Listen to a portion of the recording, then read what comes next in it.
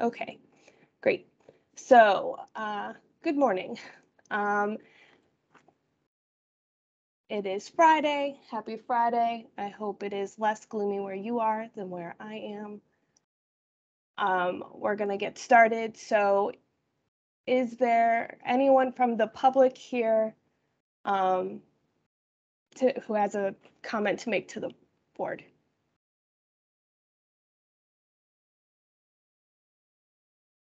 Is there anyone here from the public? Okay. Moving on to attendance. We'll get right to it. Is Ram here? I'm sitting in for Ram. Okay. Morning, Mark. Morning. Thank you. Bob? Yep, I'm here. Patrick? Good morning. Morning. Ajit? Hi, good morning. Lauren? I'm here. Good morning. A little frog. Jan? Hello. Rachel here? I Fred? think she said she can't make it. Sorry. Okay. Yeah, no worries. Yep, Fred? good morning. Maura? I'm here for Maura. Jen. Oh, okay, great. Good morning. Paul? Susan? Present. Then I see Lori is here. I see Kate from Data Collaboratives here. Good morning. Okay, cool. Great group. So on our agenda today, and I'm going to share my screen in just a minute. First up is a learning agenda update, and we have Sarah Caro from CSCU who's going to give a presentation on the work that she's been doing on college and career success, which is data request 18B. And then Coral is going to give us an update on the Roberta Willis Scholarship Program. And so I'm going to share my screen and hand it over to Sarah.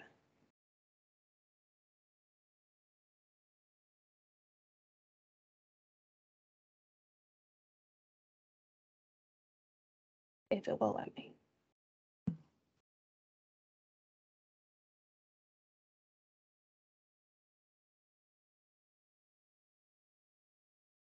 Okay. Can everyone see that? Yes. Yep. Great. All right. Okay. Can you hit F5 to start the presentation?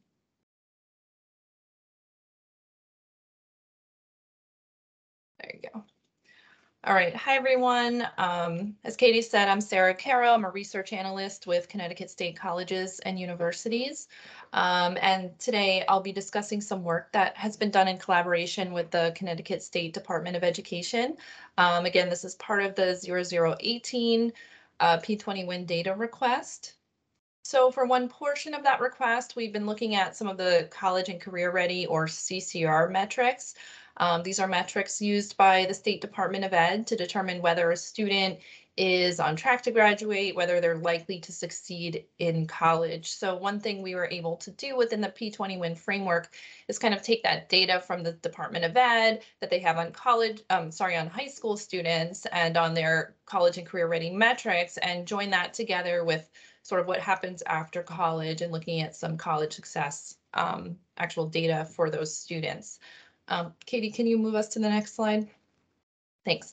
So as I understand, the Department of Ed uses several metrics to determine college and career readiness, but we use two kind of main ones that they use. And the first one that we looked at was college and career ready exam. So this is defined by scoring above a certain threshold on an SAT test or on an AP or IB exam. So this is just a binary 0-1 metric. Either they're marked yes for being college and career ready because they scored above that threshold, or no, they're not. The second one was what I would call CCR participation, and that's just attempting two or more college level courses, so 2 or more AP, IB, or dual enrollment courses. So that's just 2 ways that they look at college and career readiness. So kind of one of our main questions here is, do those actually correspond with success in college, right? The Department of Ed is using these, but do they mean anything? Are the students marked as college and career ready actually performing better in college than those that are not marked as CCR? So the population for this analysis, oh, okay, and I'm sorry, I should have mentioned that the ACT test also is part of that CCR exam metric, so they could score a certain threshold on SAT or SAT or ACT. I think I have that right, or APIB. That is correct. Thank you. Okay, so the population here is a little north of 35,000 students. It's a student graduating in 2017 that was provided by the SDE.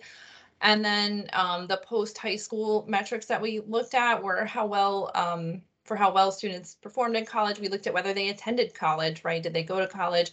And if so, the number of semesters that they attended.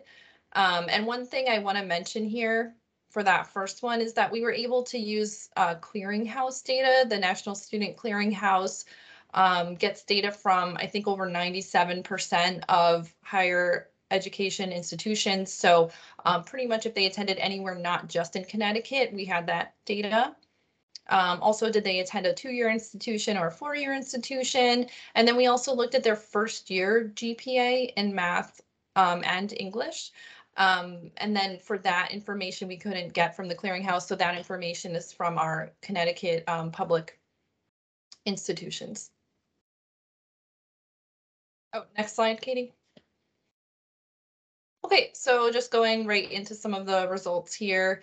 For the first bullet point there, more students marked as CCR. And again, this is according to that exam metric. More students who were marked as CCR actually attended college compared to those marked as not CCR. Only 65% marked not CCR attended college. Another thing to note is that this data is as of about 2 years after high school graduation. That's when the data collection was. So these were students graduating high school in 2017. And then we had data as of spring 2019. So at least within about 2 years, the students marked CCR attended more semesters, 3.9 semesters, compared to those who were marked not CCR, who attended only about 3.2 semesters in that time frame. As far as attending a 2-year versus 4-year institution, students marked CCR, only 7% of them attended a 2-year institution as their highest compared to 4-year, and then students marked not CCR, 43% were attending 2-year institutions as their highest institution. So on the flip side of that, you could think of it as students marked CCR, 93% of them attended a 4-year institution. And then I think it was 57% of not CCR students attended a 4-year institution. And then looking at GPAs, I tried to keep this very, very brief for the time slot, but I just put the English GPAs here for attending a Connecticut State University at a CSU. The GPAs were higher for students marked CCR compared to students who were marked not CCR. But we did see a very, very similar trend for math GPAs and for students attending UConn as well as a Connecticut community college. We saw pretty much the same trend across the board. Katie, yep, thank you. Okay, so next we looked at that other metric that I mentioned, and that is defined by whether a student took at least 2 AP, IB, or dual enrollment courses. And the way I've shown the data here, if you could just kind of focus on those first 2 columns of data that are under exam metric, that's what I showed. Okay, that's what I showed before, but I wanted to put it side by side with the participation metric. So for example, if you look at that second row, average number of semesters attended, you see those numbers 3.9 for the college and career ready students under the exam metric, and only 3.2 of the non-CCR students for the number of semesters attended. And you can kind of look to the right and compare that to what was going on with the students marked CCR versus not CCR for the participation metric. And I think kind of the take home here, without going through every single cell, if people just want to kind of eyeball that for a minute, is that the numbers look pretty similar, right? There aren't huge differences in the trend. In fact, some of them are almost identical in performance in post-high school college performance, depending on whether you use that exam metric. Did they score a certain threshold, or that participation metric, did they take at least 2 college level courses?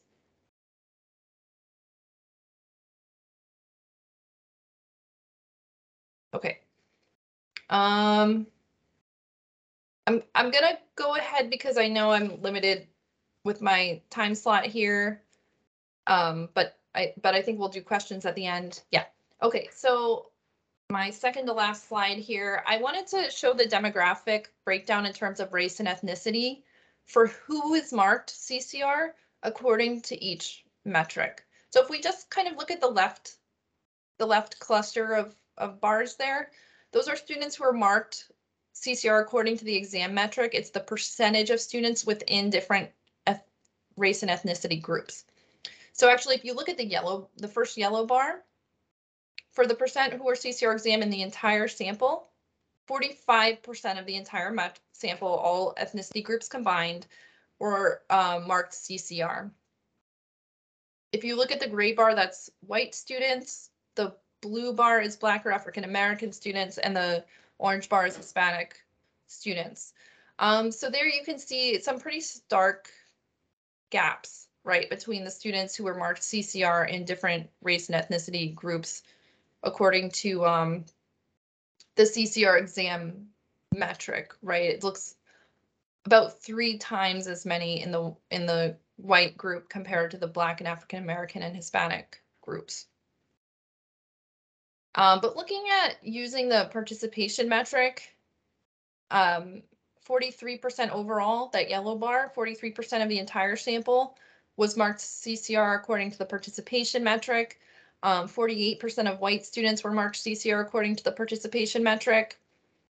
And then the gap looks less, right? There's still a difference between the white students and the Black and Hispanic students, but it's 32% of Black or African American students marked CCR participation, and 29% of Hispanic or Latino students marked CCR according to that participation metric.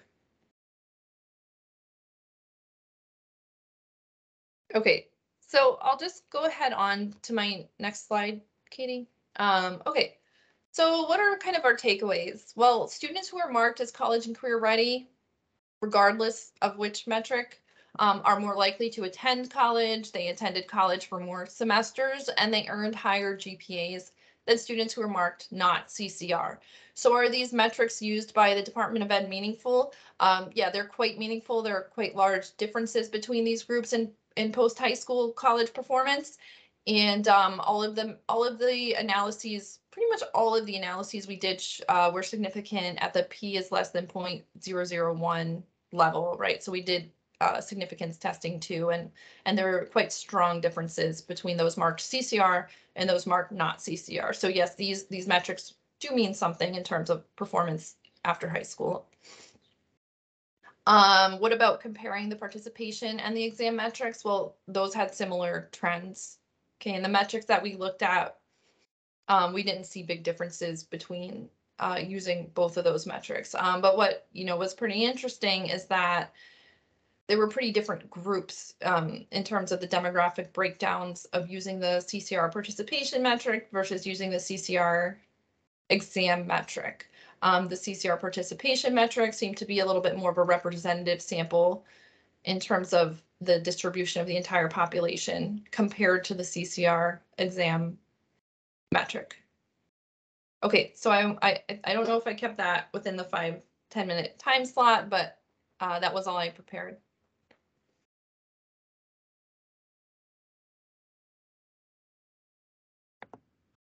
That was great. It looks like we have some hands up. I don't know who raised their hands first, but we'll go with Ajit and then Bob. And I then just wanted to Patrick. thank Sarah for this work. Sarah, really appreciate what you've done. The difference in demographic outcomes between the participation and performance metrics are actually assuring in some ways that we actually do need to continue to work on expanding options for all students. I know you also looked at low SES, which we didn't present here in the interest of time, but that also yielded similar findings. So we really appreciate that, because we continue to push for improving access to advanced coursework while in high school for students who may typically not access those courses or typically not see themselves in those courses.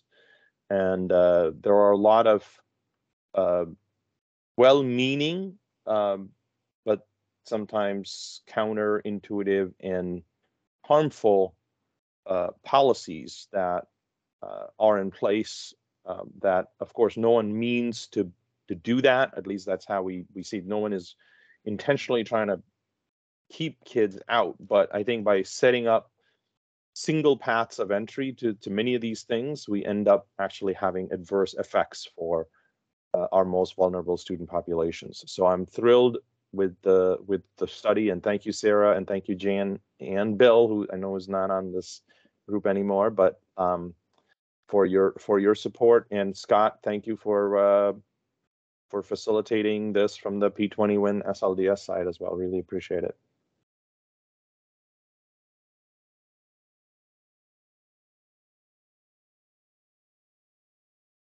Bob, you have your hand up? Yeah, sure. So yeah, thanks. Great presentation. Ajit mentioned SDS. I'm not familiar with that.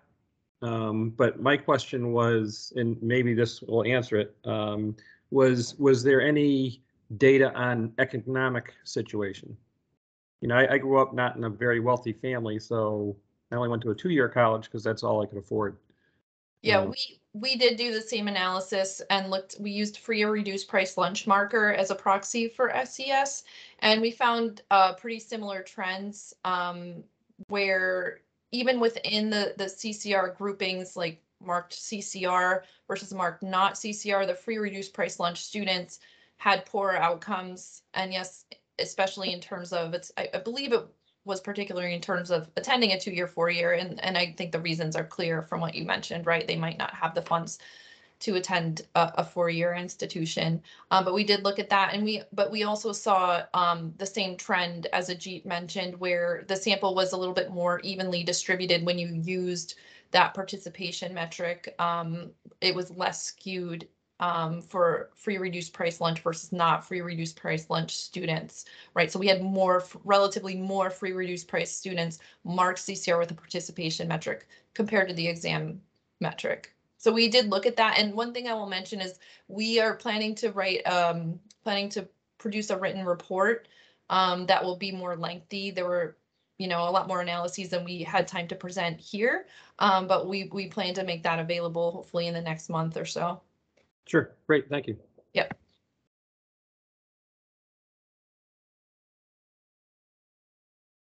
And if G wants to add anything, I mean, he knows more about the SDE side of things, so please, obviously, feel free to jump in if I missed anything.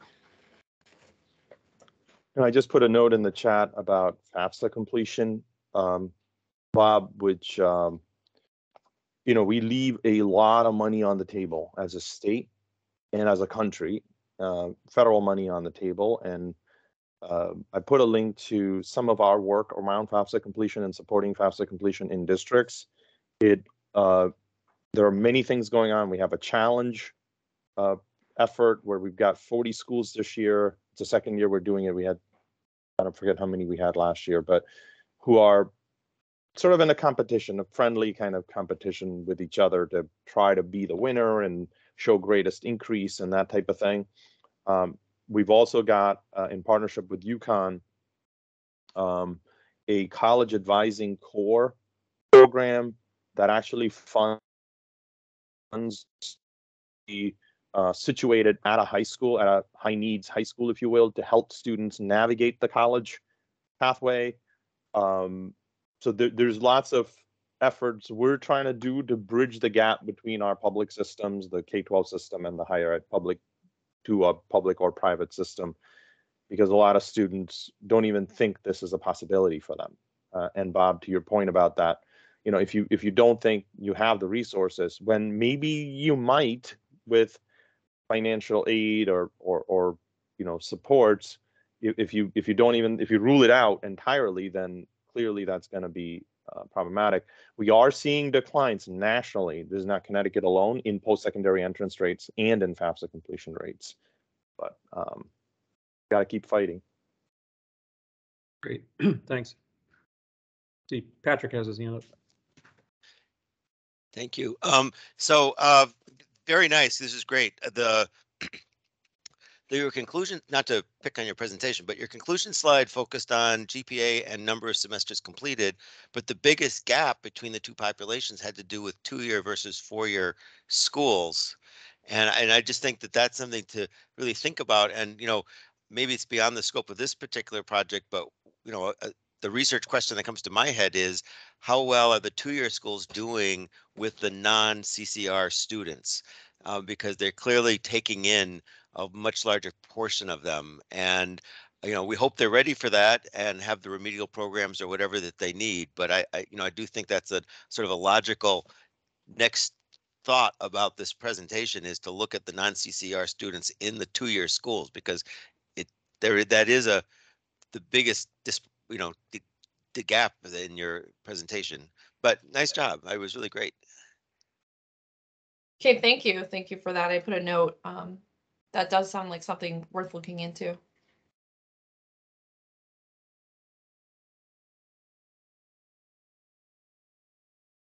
I just wanted to actually mention there, Patrick, the CSU system, and maybe Jan, you're going to jump in on that, is they're moving away from a prerequisite / remediation mindset to a co-requisite embedded support mindset. And I think the difference in the participation and the exam metrics actually, to me, highlight that that potential for that co-requisite kind of approach. The other difference between those two metrics that doesn't come, is there, but I'll just call it out, is the exam metric is all tests, whereas the participation metric includes dual enrollment courses. Dual enrollment are courses where students are getting college credit and high school credit at the same time. For doing that course, requires partnership between high school faculty and college faculty, which is and we know a lot of students might do well in a course-based approach than in a test-based approach. So in fact, one thing that we're also doing is changing our exam metric to include passage completion of dual enrollment courses. So I think the exam metric will shift a bunch, especially for some of the Eastern Connecticut schools with the ECE program at UConn, which is one of the nation's leaders in terms of the number of the volume, so to speak. So, some of this will shift, but I think given where the data are now for this study, it's nice to see that the participation metric is actually evening out things a bit and improving access. So exciting. One thing I would also add on that note is other analyses that we're doing in relation to student placement has shown that SAT score data and test score data is not as from our data, from what we can see, is not as highly correlated to success in college math as high school GPA scores. So it's sort of these non-test score metrics that seem to be especially correlated with success in math and English, entry-level courses. And I think this is seen throughout the literature as well, but it's interesting to see that seen within our students too, where SAT scores just aren't as good of a metric for predicting college success. And maybe it's that participation is also one of those sort of non-test score metrics that can be used.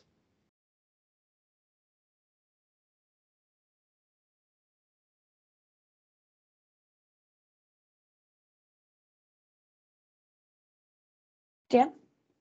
Thanks. I think the work is really important, and I don't know if anybody else saw the U.S. Department of Ed's little brief half-hour presentation on the direction they're going to really transform. I mean, what administration doesn't want to transform education or some area in their own way? But in this particular approach, Cardona is interested in blending the work between high school, post-secondary, and workforce, really interconnecting them in ways we haven't done in the past. And so this evidence that Sarah has, the research that she's done, really is perfect evidence for Connecticut if there were to be grant funding coming forward for additional programming or ways in which we can, I think in the state where we're looking to enhance dual enrollment, we're looking to bring workforce placed experiences into the both post-secondary and K through 12, not K through 12, but maybe high school experiences. So we now have some actual concrete evidence we could use to support policy in the state, to support potential grant proposals. And so I just think this is really important and tremendously valuable. And I appreciate Sarah's work on it.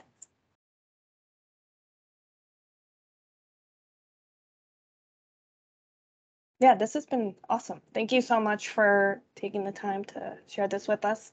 Really appreciate it. So unless there are any other questions,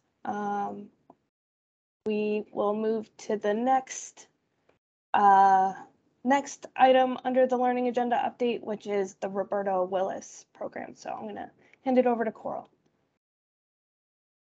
Great, thank you. Do you want to bring up the slide, Katie?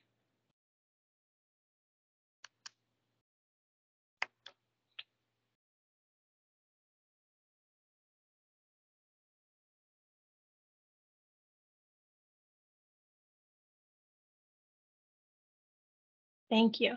So as I'm sure all of you know, we had Ryan, who was our UConn intern this last school year, working on the Roberta Willis program, and he was analyzing the data from OHE. And so through his work, we are kind of crafting this future data request, as well as we created a data story, which has been published to the Open Data Portal. And it includes school years 2016-17 through 2020-2021, and several indicators on the need-based grant and the need-based scholarship programs. So things like the average award, the total amount awarded by the type of like need-based versus need merit for each year, as well as the total number of awards, and then also the location that the recipients were in within Connecticut. And for the upcoming request, we plan on including the school years 2016-17 through 2021-2022, with the 2021-2022 school year data becoming available in late summer, early fall. So with that, we plan on using the next few months to finish crafting this request and preparing it so it can be submitted as soon as that new school year data is available. So through the couple of meetings we've had with the relevant agencies, we've determined that the data requests will include both the need-based grant and the need merit scholarship, but they're going to be analyzed separately. And that'll be including their education and employment outcomes. Previous requests have used CSCU and UConn colleges separate from CCIC, and they've been in separate requests, but this request will include both of them within one request. And the proposed outcomes to be measured are education and employment. For education, measures such as completion and persistence. For employment, measures such as percent employed and wages. And that's where we are right now. So if there are any questions.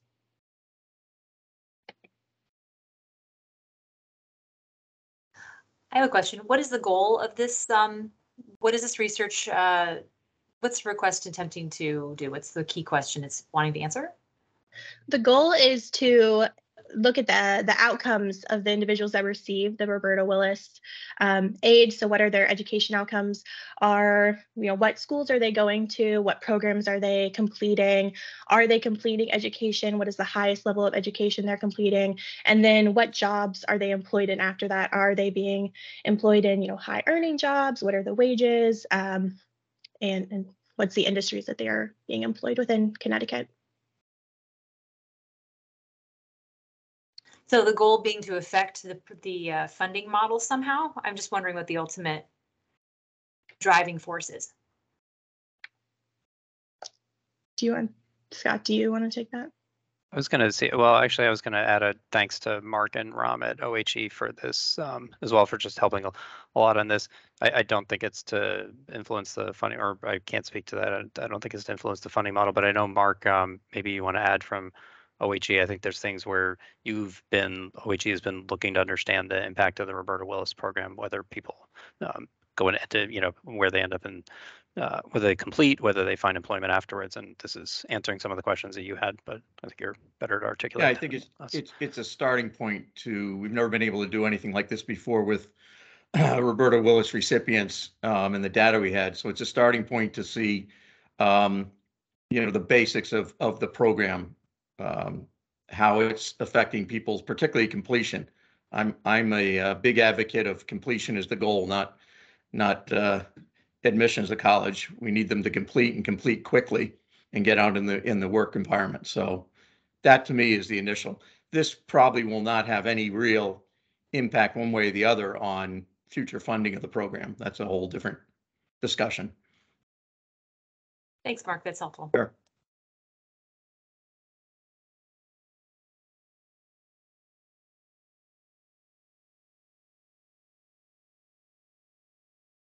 Any other thoughts or comments on this? Okay, we will move on. So let's see the next item on the agenda. Let me do anything this morning. Okay, so our executive board meeting is scheduled for Tuesday, June 14th. It was originally scheduled for May, but because of numerous schedule conflicts, we moved it to June. So this is the agenda that we have shared with Commissioner Bai, the chair of our executive board. So you can see that a few months ago, the Data Governing Board approved amendments to the enterprise MOU that would streamline the onboarding process for new agencies, as well as updating the breach notification appendix to reflect the work that is to reflect the incident response plan. Commissioner Bai's term is up in June, and so we are working to identify a potential new chair. And then, as requested by the executive board, we are going to have an IT update on the centralization efforts in the state. And then we will fix the typo under the updates, and then talk about the ARPA evaluation and the Equity and Practice Learning Community Grant. So are there any thoughts or questions, any feedback on this agenda? My apologies for missing, I wasn't able to attend the last Data Governing Board meeting. I was curious, is there any documentation around what the technical upgrade update will be? And if there's something you just point me to in terms of documentation. I'm sorry, I didn't raise my hand and I see other hands raised. Forgive me. It's okay. I can't see any hands raised. So, so Scott, do you want to take that? Yeah, and I was going to add one quick thing on the format for the updates too. So I think, and I have to jog my own memory for this, I think this was just giving an update on discussions from the previous executive board meeting. We had told them we were completing an incident response plan. We were going to confirm that we completed the incident response plan. There might be something else I'm honestly forgetting that we were going to provide an update on, but it's just sort of following through on things that had come up or had been in the notes. The format note to kind of add to this is I think based on the last meeting, there was some discussion about having like a written set of updates to go to the board in advance so that we don't have to chew up time in the meeting with some of the updates. So I think we'll also have these written out, sent out to this group and the executive board members with a little more detail. So I think in two ways, Jan, I think that'll sort of answer the question. I think it's the only thing I can recall from it. I'll look at the notes is just providing the closure on the incident response plan, and there might have been something else. Thanks. That advanced notes would be really helpful. Thank you. Jen Witness has her hand up. Just a suggestion. I thought Sarah's research is outstanding, and I think board members would love to hear it. If it's not ready for prime time, that's fine, but just be sure to get it on future agendas, because I think every board member would be interested to hear that, and it's relevant and interesting, and it just gives P20 Win a chance to show what it's been doing to the board members. It's a great idea. And Scott, just FYI, I did get your email. Dave and I are talking to Mark on it just to see exactly how he wants to have it done. So I will respond just as soon as I hear back from Mark. Thanks, Bob. Yeah.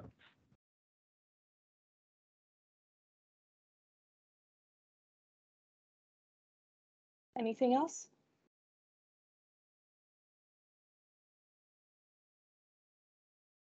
Okay, moving forward.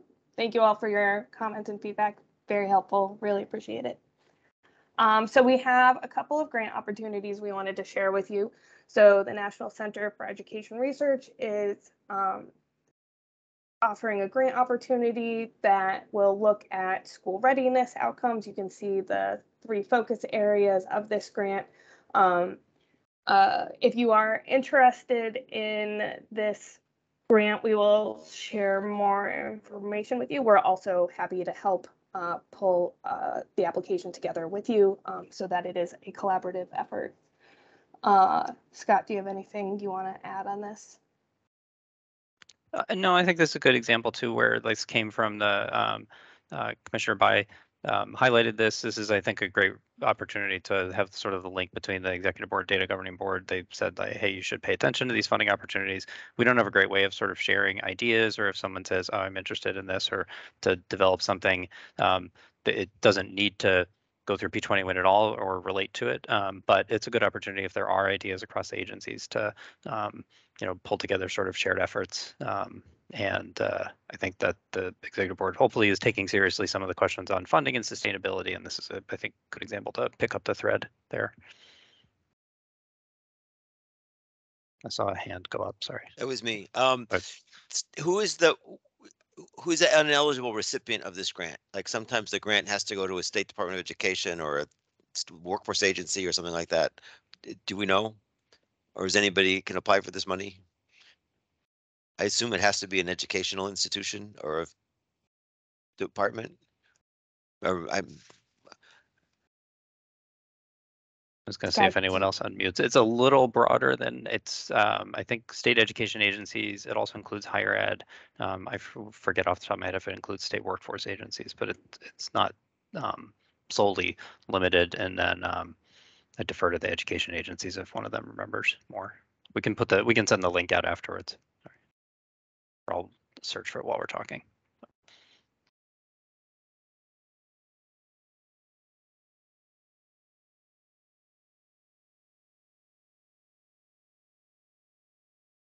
Any other comments?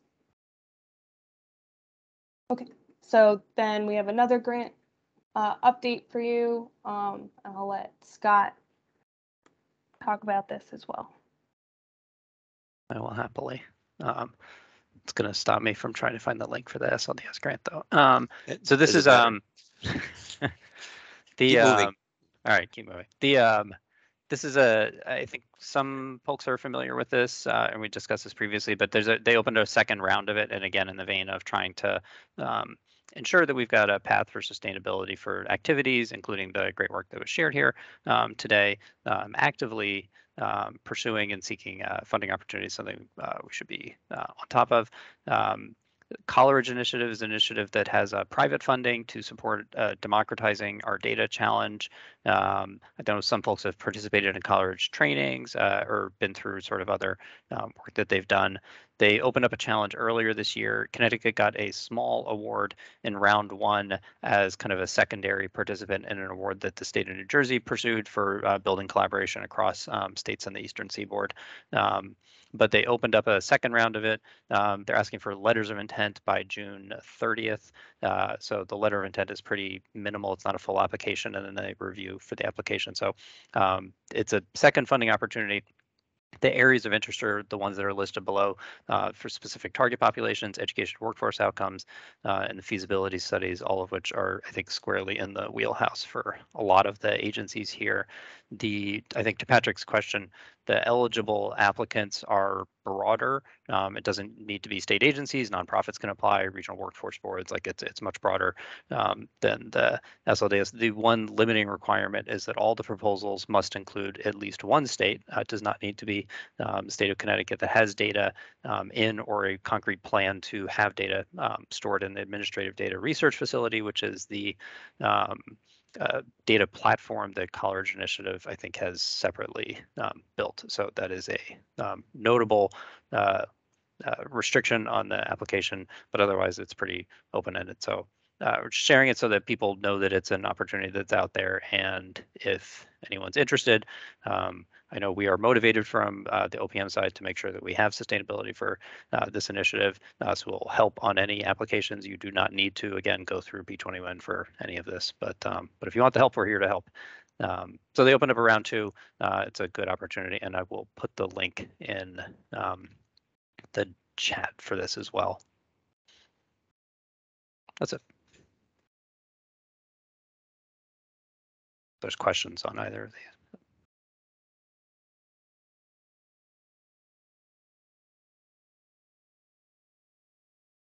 Okay.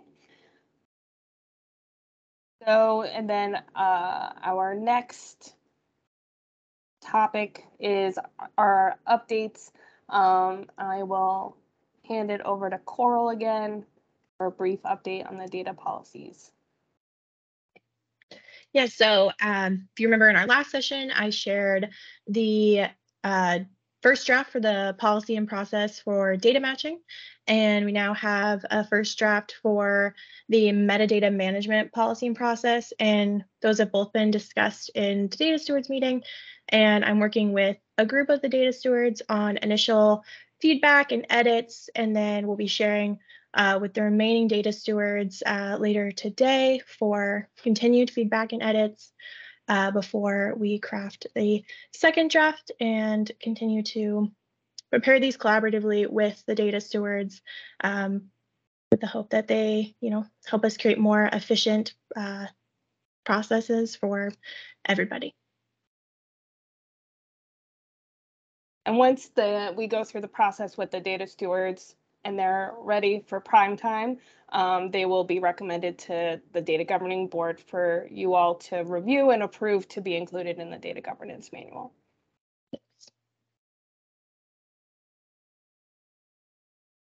Comments, questions, thoughts?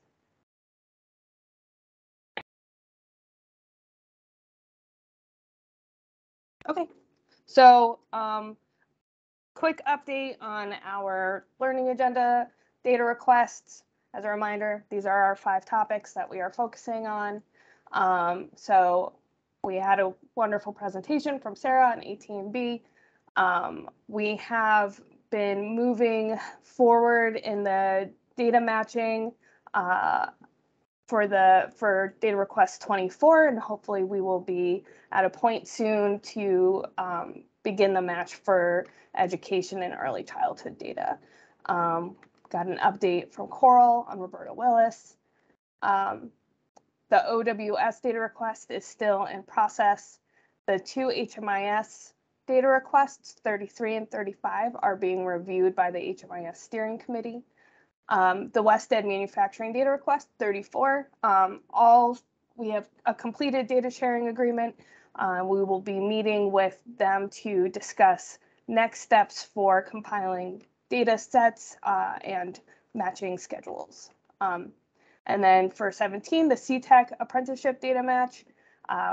The education data set has been pulled, and we are in the process of coordinating with labor to securely transmit that data over. So very exciting, making a lot of great progress on our data requests. We have a couple of outstanding data requests that are still in review, and then we have 2 data requests on looking at adult ed outcomes and state-funded pre-K outcomes that will be submitted shortly. So very exciting. We have a lot happening, and so we're working. So thank you for all of your help with this. And then our final thing is our next learning session is Friday, June 17th. Topic to be determined. If you have anything that you would like to hear about, please let us know. Really appreciate the feedback and input from this group. And that is everything. Do you have a hand from Patrick? Thank you. Patrick.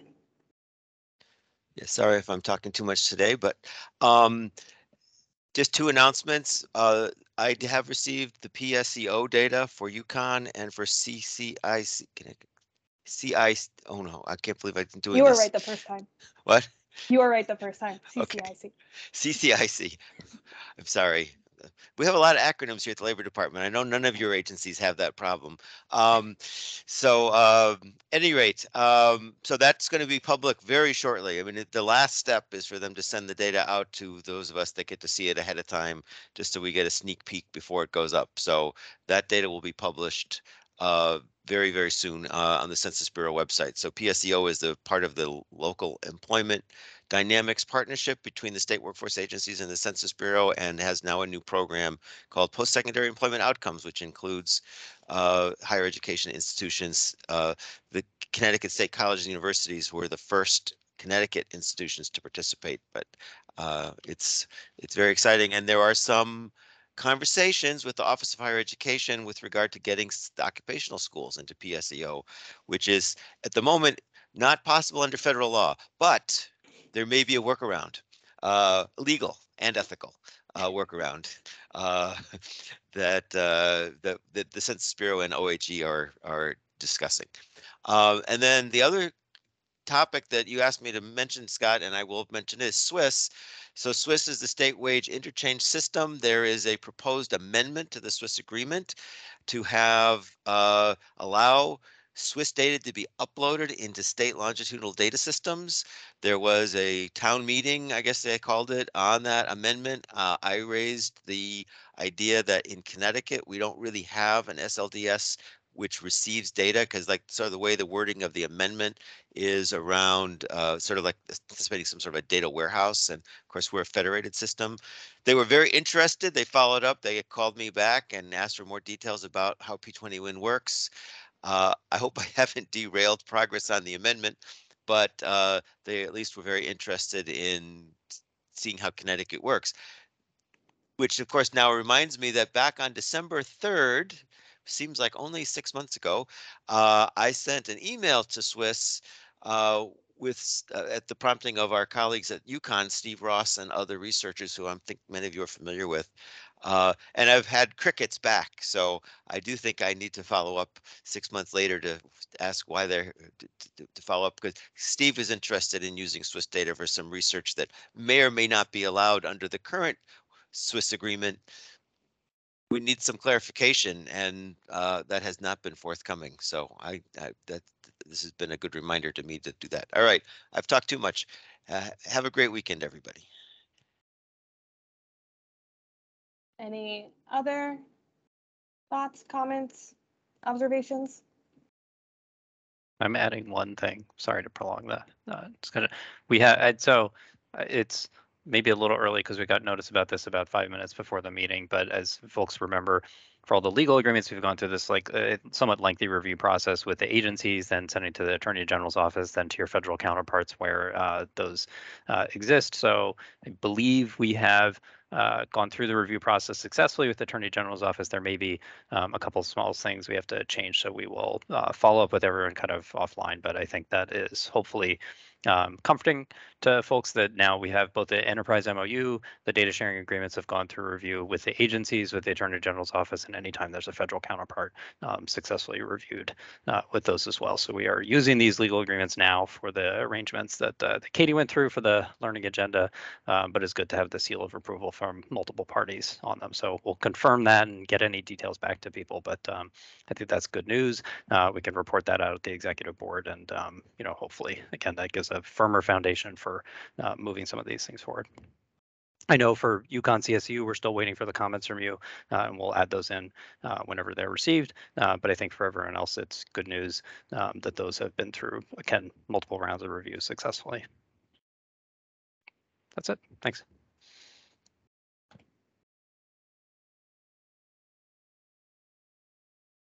Okay, well, if there's nothing else, thank you all for joining us this morning, and I hope you all have a great weekend, and I'm sure we'll be in touch very soon.